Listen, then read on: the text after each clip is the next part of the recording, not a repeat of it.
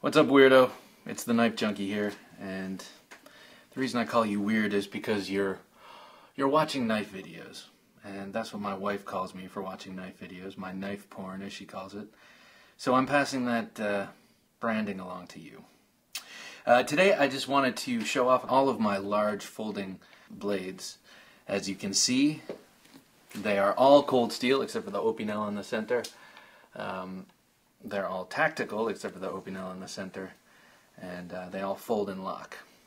And how do I define large? Okay, I'm thinking over 4 inches is a large folding blade, at least for me. And you know, I really like these knives that get into the 5 and 6 inch range, and you know, I occasionally will carry them. This one here, but on the whole, they're just for either work in the yard, that's for the Vaquero Grande, or just for, you know, fondling while watching TV, or doing carenza, you know, which is knife shadow boxing basically, and you know, getting it on that way. But mostly these are for show and for impressing your friends who think you're strange. So anyway, I'm going to start over here on the right. That's camera right. This is the extra large cold steel Voyager Tanto lockback. It's a honey of a blade, and the grivery handle is much lighter than the blade, so you can get the blade if you jerk it out and twist it back, you can get it to just pop out just from its own weight. It's got an AUS 8A blade, AUS 8A stainless steel blade. It's got this American style Tanto that cold steel, you know, sort of resurrected, or I guess I should say invented, in tactical knives. It's got this grivery, which is sort of an FRN handle. It's very, very stout, but very light. And it's got a multitude of gripping options here. You can come all the way up to this front choil, which also acts as a blade guard so that your finger doesn't slide up onto the blade when stabbing. And then you can, it's also got these two choils back here, so you can lock your pinky in there, you can slide back a little, you can even come back here, and then any further back, I would say, is kind of a case of diminishing returns there. But it's got this very high and aggressive Maltese Falcon patterning texture, which I think gives good grip. I've heard people say otherwise. It's got this ornamental jimping on top, which really does nothing. But to me, it doesn't really matter much because I don't really use it other than just playing with it, and B, it's got this generous choil and finger guard. So if I happen to, God forbid, find myself stabbing with this here blade, hopefully my fingers won't ride up onto the blade. Made in Taiwan. Next was a housewarming gift from my brother, a very generous and great man. It is the Raja 2 cold steel folding Gurkha Kukri.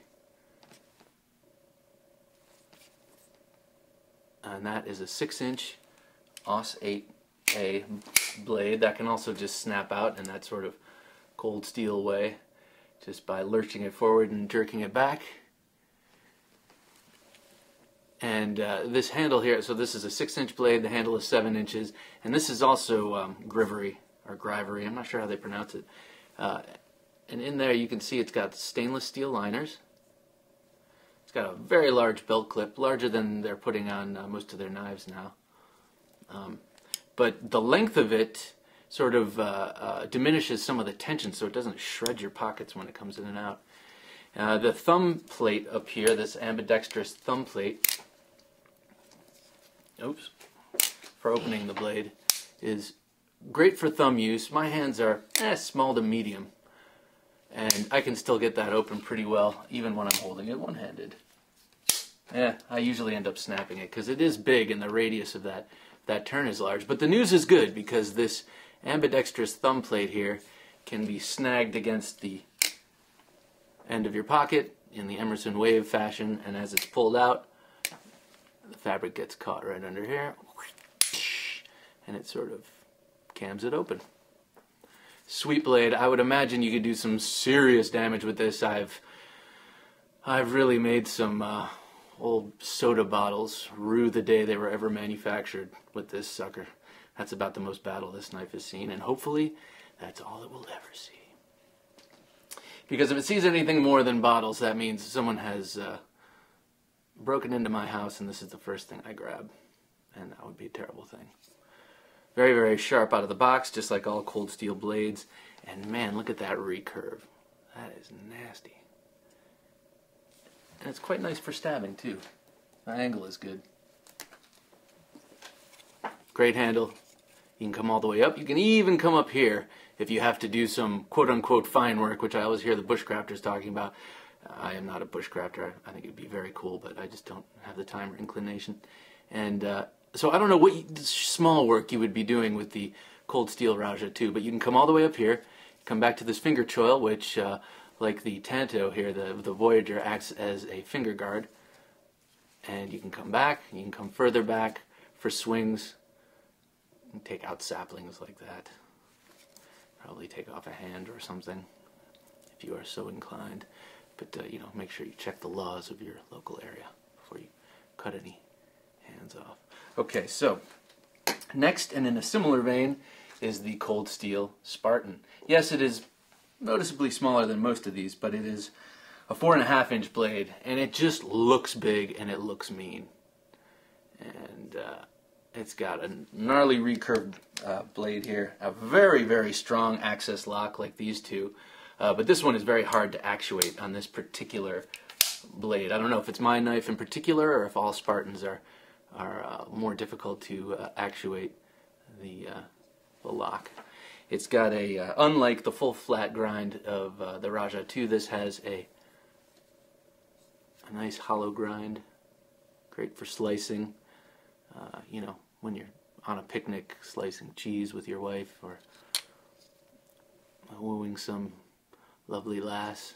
You just pull this out, you know, pull out your cold steel Spartan. It's small, smaller than the others, so less intimidating, and, you know, cut up that salami, cut up that cheese, pour that glass of wine. Look at that. That's beautiful. That's an Aus 8A blade. This also has a grivery handle, and it's got this cool sort of channeling here to, you know, allowing your grip to be even more substantial than this awesome finger choil end hook thing here.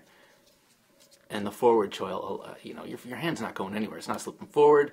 It's not coming back. It will definitely resist centrifugal force,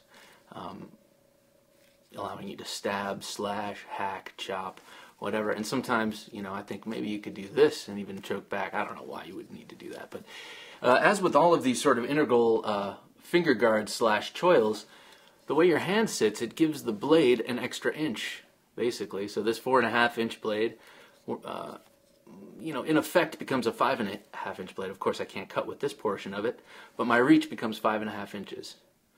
I think that's pretty cool. This also has the ambidextrous thumb plate slash pocket waveable doohickey. You can tighten the action on the pivot there. It's a Torx. I think it's a number 10. Very cool blade. I like this. It's very sharp and very intimidating. I mean, you pull this out on someone and you'll probably get your way. I mean, I don't know. I'm not that kind of guy, so I can't tell. All right. Next, Opinel number 12. It's just over 4.5-inch blade. The classic French farmer's knife from the late 1800s. I guess the design hasn't really changed much since then. And I've had a recent fascination with non-tactical sort of tool slash bushcrafting knives, and that's what led me down the Opinel path. I got this, I got a number 10 and a number 8, which I believe I lost at work. Bummer, because I was working on a force patina on it, And I was doing some little mods, like making it, putting a little access groove here so I could get the nail nick a little better. As you can see, this is a two-hand opener, and then it's got the swiveling lock right here on the collar here. Let me show you. So when that closes, it restricts access that the blade has to the blade channel here. Very simple. I guess it's got 4 or 5 pieces. The Opinel. It's very sharp, full flat ground, very easy to sharpen. Holds an edge pretty decently, and very light. This handle, it feels like balsa wood. It's beech. I think it's beechwood. Beechwood, I think it's called. Very cool clip point blade. I like it. Not every knife I own has to look like it was sent to kill you. That's my new rule. I can have cool new knives. I want to get a Buck 110, a classic. I guess it's the folding knife, the locking folder that started it all. I want it. Yes, I can't bust it out and quickly actuate it, but I mean, you know, a knife's a knife's a knife. If you need to cut someone with it, if you have the ability to cut someone with it, it'll cut. Whether it's an Opinel and intended for, you know, cutting fine cheese and grapevines and such, or you know, if it's a Raja 2 intended to hack off limbs and, you know, create gigantic wound channels. That's one of my favorite terms, wound channel. It's so grim. God. Next one up is my old school clip point cold steel Voyager. This is the large model. That's 5 inches. As you can see, it's got a plain edge and a deep hollow grind.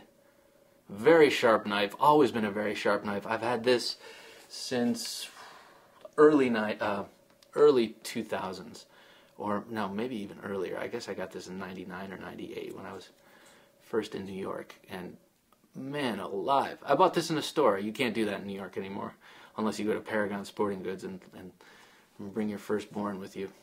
But this here is so old that it's got the old plastic clip. It's before they even started putting metal clips on their knives.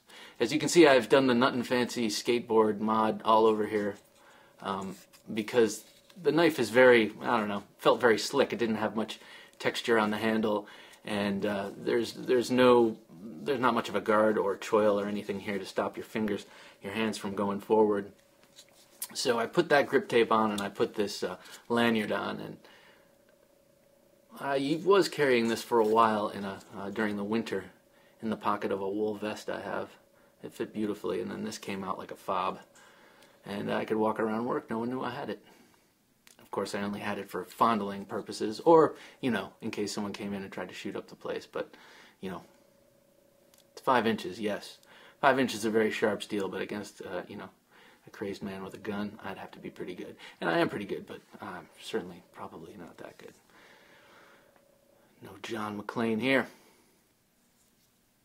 I don't know what kind of steel they were making these out of. Maybe, well, I don't even know. I'm not going to say. I'm not a steel snob, and I don't know much about steels, and I don't want to misspeak and then incur the wrath of all you knife lovers. But cool blade. It will always be in my collection. Well, I never give any knife away, so everything will always be in my collection. Next is my lawn knife. This is also old school, cold steel Vaquero Grande. This is before they modified the shape of the having a brain lapse here. So this Vaquero style blade is now a little different on the Voyagers. It looks a little different. It's got a little more belly. I like it now, actually, a little better. But this is one hell of a knife with those serrations that I've never had to sharpen. I've had this since the late 90s or early 2000s, and it is just a big knife. But it's super light. It's got the grivery handle. It's got it's not the triad lock. I think I was saying axis lock before, so please forgive me if I did. But it doesn't have the triad lock. But it does have a very strong locking mechanism, strong enough that I trust it to hack on vines and saplings and just crap in the yard when I'm mowing the lawn or doing yard work. This always comes out with me in my little side pocket there. cool knife. It's got a very subtle pyramid texture here. Some ornamental jimping that cold steel is really good at. And you know, put a lanyard. It's got a very generous lanyard hole here. Love this knife. Can't do much with it in terms of you know, you can't adjust the action, or it doesn't open automatically when you pull it out, but it's a damn sweet knife. Okay, now we come to the Espada Large. I love this knife. G10 handle scales, no liner, just the G10 so it stays light. Pocket clip, very, very, very tight pocket clip over aggressive G10. Just take it off, sand it down a little bit. And yes, it will mess up your jeans, but what's more important? Your jeans or this? I say this. Look at that, that's awesome. So this has the an AUS 8A steel blade. It's got a deep, beautiful hollow grind, an upswept clip point with a long swedge here, and it's got this ambidextrous thumb stud slash automatic opener. I don't know what you call it, waveable thumb opener thingy. It's got a no lanyard hole, which I think is cool. It's like this knife is based after the is a tip of the hat to the traditional classic Spanish street fighting knife, the navaja. And you know, they made them big. They made them regular pocket size to super large, and they didn't have lanyard holes. I think it's kind of cool not to have a lanyard hole on this thing, because my temptation might be to put one on there, but this knife is sweet. It is so sharp. It is so sharp here and at the tip, and the tip is pretty nice. It's not not too thin, not too fragile. It flares out from the swedge here, and man, this is tactical. You know, you're not gonna. This is for fighting humans. This is not something you're gonna want to do yard work with. You know, you would. If you look at the cold steel videos, you can see that they abuse the hell out of these things and that they can take it.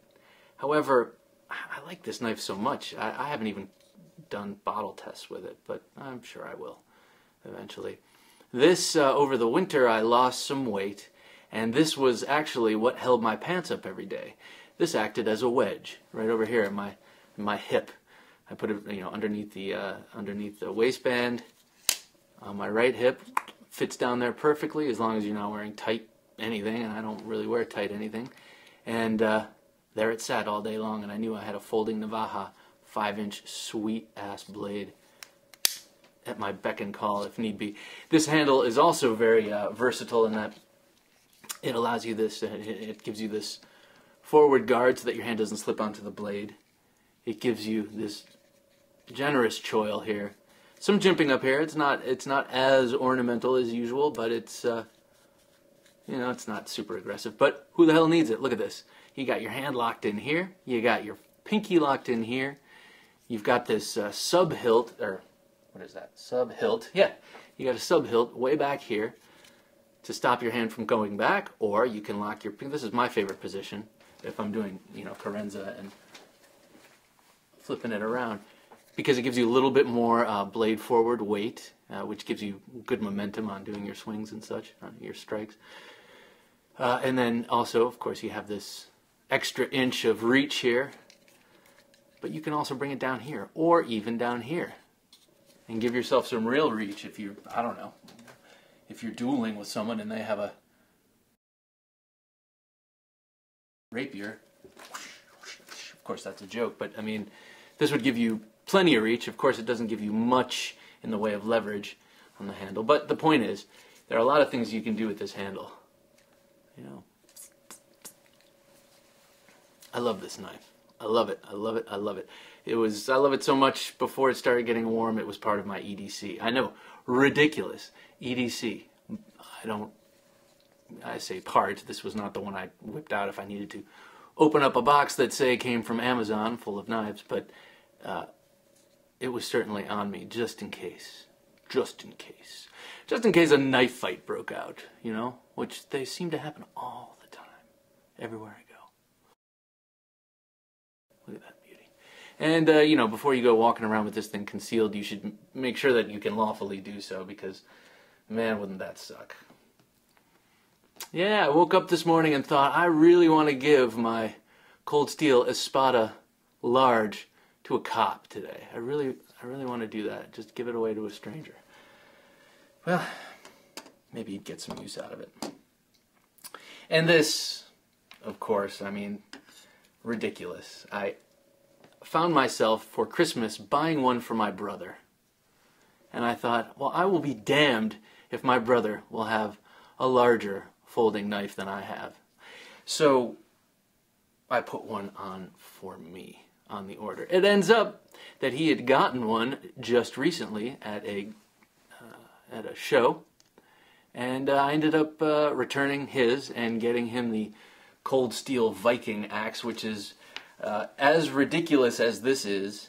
It is in the hatchet and axe world, I guess. It's amazing. But this knife is outrageous. It's what is it? 7.5-inch blade. Let me see. Yeah, it's a little bit over 7.5 inches. I mean, from here to here. Cutting edge is probably about 7 inches. Deep hollow grind with that swedge. Look at the shape of that blade. My God, that is beautiful. That is beautiful. This harkens back the most of the 3 espadas that they have. This one harkens back the most to the Navaja. And that is one thing that I really like about Cold Steel, aside from the fact that their knives are a great value. They're you know, mostly pretty affordable, and they're stout as hell. You know that you can thrash on them on the whole. You can thrash on them, and they will perform for you. You know, they're not really using very fine steels unless you go way up in price point. And you know, a lot of people think that they're rather pedestrian, but I just think they're the bee's knees, man. Ever since high school in the '80s, when the original Master Tanto came out, and I was just, man, I was floored. And ever since then, I guess I've been a brand loyalist, even though I've always sworn that brand loyalty is not in me. Man, I just like Cold Steel knives. And I think it's cool that their owner, Lynn Thompson, who I know a lot of people think is a bit of a creep from his videos, but he has apparently quite a collection of historical blades. And that's what he bases a lot of his designs on, his sort of modern retoolings of old classic blades in new materials. And I think that is just fucking cool. I would love to do that. You know, and he decides, oh, this year I'm going to make a bunch of folding Navajas based on Navajas in my collection. Or I'm going to make a 1913 cavalry sword, whatever. And he just goes into his closet, takes it out, brings it to his guys, and they manufacture something. I think that's pretty cool. I like the historical tip of the hat. 7.5 inches. You got all your grip options back here, right here, right here. I frankly don't know what the hell you would use this knife for if it wasn't for just having a folding machete on you. I mean, look at that. Holy mackerel. Look at that. Those, of course, are my sound effects. This knife is sweet.